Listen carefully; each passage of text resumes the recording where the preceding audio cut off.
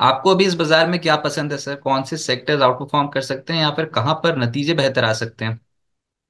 देखिए, मुझे लगता है कि जो डोमेस्टिक फेसिंग सेक्टर है, जैसे कैपिटल गुड्स हो गया, उसके बाद कंस्ट्रक्शन कंपनीज हो गई, एग्रोकेमिकल हो गया। कल मैं देख रहा था, रैलीज इंडिया के नंबर आ गए, बहुत ही बेहतर नंबर। रैलीज इंडिया ने बहुत समय के बाद एक तगड़ा नंबर दिखाया। तो एग्रोकेमिकल एक सेक्टर है जहाँ पे आपको फोकस करना है, और यहाँ पे बड़े दिग्गज प्लेयर है, जैसे यूनाइटेड फॉस्फोरस है, शारदा क्रॉपकेम है, उसके बाद सुमिटोमो केमिकल्स है। तो यहाँ पे जरा ज्यादा फोकस करिए, क्योंकि पिछले साल एग्रोकेमिकल सेक्टर के लिए बहुत खराब समय था। इस बार रैलीज इंडिया ने, जो टाटा की कंपनी है, बहुत अच्छे नंबर दिखाए। तो मार्केट ये अनुमान लगाएगा कि सारी कंपनीज इस सेक्टर में अभी अच्छे नंबर डिक्लेयर करे। और दूसरा, मुझे लगता है कि जो सीमेंट सेक्टर है, सीमेंट में देखिए बहुत समय के बाद प्राइसिंग पावर आ रहा है। तो जो बड़ी दिग्गज कंपनी जैसे अल्ट्राटेक सीमेंट हो गया, छोटे में एडलवर्क सीमेंट है, यहाँ पे फोकस करिए, क्योंकि सीमेंट हमको लगता है कि सेकंड हाफ में तो और भी अच्छी तेजी दिखाएगा। सितंबर के महीने में भी, अगर हम जुलाई टू सितंबर की बात करें, तो पहले क्वार्टर के हिसाब से अच्छी खासी ग्रोथ आएगी। और होपफुली एक बार मानसून खत्म होता है तो सेकंड हाफ में सीमेंट कंपनीज की खपत भी अच्छी हुई।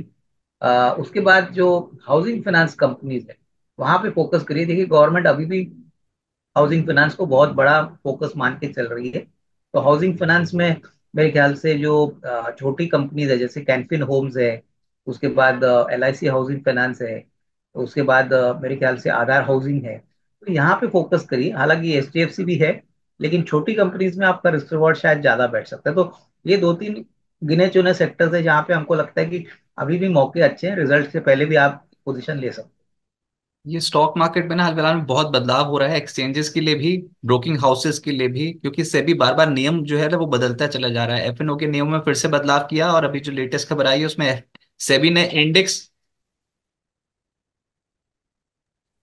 सेबी ने इंडेक्स एफएनओ की पोजीशन लिमिट 15 गुना बढ़ाई है। पोजीशन लिमिट 7500 करोड़ या ओपन इंटरेस्ट के 15% लिमिट होगी।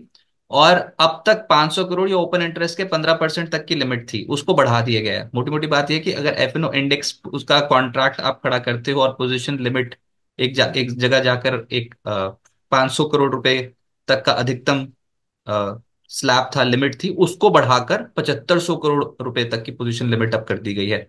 तो सर ये प्रोप्राइटरी क्लाइंट्स के लिए है, यानी कि ट्रेडिंग मेंबर्स लेवल तक के लिए इम्प्लीमेंट हो जाएगा अभी इमीडिएट टर्म्स में। लेकिन हाल फिलहाल में हमने देखा कितने सारे नियम तो चेंज हो चुके हैं रिटेल ट्रेडर्स को दूर रखने के लिए एफएनओ में। ये ब्रोकिंग हाउसेस कंपनियों पे इसका क्या असर देखने को मिलेगा, पहला सवाल ये है। और ये एंजल वन के नतीजे इतने जबरदस्त थे क्या कि स्टॉक एकदम से 15% ऊपर आ गया? हैं। ये मेरे ख्याल से देखिए, नंबर तो उम्मीद से बेहतर थे। लोगों का मानना था कि मार्जिन में थोड़ा प्रेशर आ सकता है, लेकिन नंबर जब आ गए तब हमने देखा कि रेवेन्यू फ्रंट पे, प्रॉफिटेबिलिटी के मार्जिन पे, प्रॉफिट आफ्टर टैक्स के फ्रंट पे नंबर्स काफी बेहतरीन है। और देखिए, मैं यही कहूंगा कि जिस तरीके से अभी कैपिटल मार्केट में काम चल रहा है, कहीं ना कहीं नए निवेशक आ रहे हैं, नए डीमैट अकाउंट खुल रहे हैं, ट्रेडिंग हो रहा है, इन्वेस्टमेंट हो रहा है। तो कहीं ना कहीं आपको देखना है कि लॉन्गर टर्म में ब्रोकिंग कंपनीज विल बेनिफिट। हाँ, शॉर्ट टर्म में हो सकता है थोड़ी बहुत वॉलेटिलिटी इनको फेस करनी पड़ेगी, बट इसमें कोई डाउट नहीं कि कैपिटल मार्केट में जो भी कंपनी है, जैसे एसेट मैनेजमेंट कंपनी की बात करें, वेल्थ मैनेजमेंट की कंपनीज की बात करें, डिपॉजिटरीज की बात करें, ब्रोकिंग कंपनीज की बात करें, तो ये सारे बड़े बेनिफिशियरीज होने वाले हैं। मुझे लगता है कि ब्रोकिंग कंपनीज में ऐसा कोई नेगेटिव सरप्राइज तो दिख नहीं रहा है। हाँ, थोड़ा बहुत कंपटीशन जरूर बढ़ा है, और रिटेल के लिए रेस्ट्रिक्शन भी बढ़ाए हैं। लेकिन सर देखिए, अभी जो आपने ये प्रोप्राइटर बुक के लिए जो बताया है, ये ज्यादातर ब्रोकिंग कंपनीज के लिए इतना नेगेटिव नहीं होगा, क्योंकि काफी कंपनीज जो वेल्थ मैनेजमेंट वाली कंपनीज है, ये काम करती है। और मुझे नहीं लगता है कि रिटेल फोकस जो ब्रोकिंग कंपनी है उनको कुछ फर्क पड़ने वाला है। इनके लिए तो देखिए, अभी जो FNO पे भी जो मेरे ख्याल से जो बढ़ा है, इससे हमने काफी लोगों से बात की, तो कोई ज्यादा फर्क होने वाला नहीं है वॉल्यूम। हाँ, डेफिनेटली रिटेल के लिए थोड़ी सी दिक्कत हो सकती है, लेकिन रिटेल कहीं ना कहीं ये मान के चल रहा है कि शायद ये जो सेगमेंट है वो उनके लिए अभी गवर्नमेंट पुश नहीं कर रहा है।